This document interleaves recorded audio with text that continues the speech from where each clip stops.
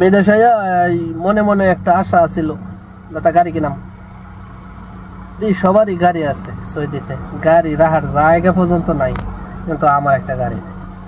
কত স্বপ্ন আছিল, একটা গাড়ি কিনলাম, এত যত্ন করবো গাড়িরে পরিষ্কার করবো, অনেক যত্ন করে রাখবো। অনেক সৌদি আছে দেখবেন ভালো নতুন নতুন গাড়ি, কিন্তু খাচ্ছরের মতো রেখে দিছে, না যত্ন আছে না ক্লিন করে, কিচ্ছু করে না।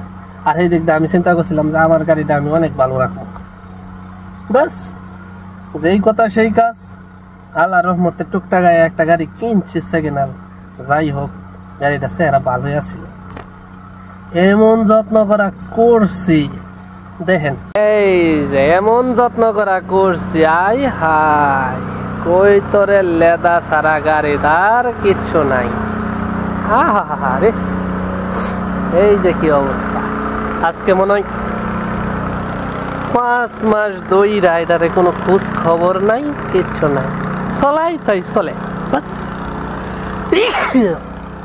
ওটা চালানিতে আছি, বাস কোনো যত্ন নাই, শেষ, ভালোবাসা শেষ। তাই আজকে অনেক দিন পরে তারে গোসল দেওয়াইতাম, নিয়ে আসলাম আর কি। যাক, কি আর করার, আজ গোসল করাইছে, আবার 1 বছর পরে তার সাথে দেখা হইব এক জায়গায়। যাক, এমনই সব জিনিসেরই প্রথম আসলে ভালোবাসা থাকে, তারপর আস্তে আস্তে সব কিছুরই আসলে কদর কমতে থাকে। আমারও সেম।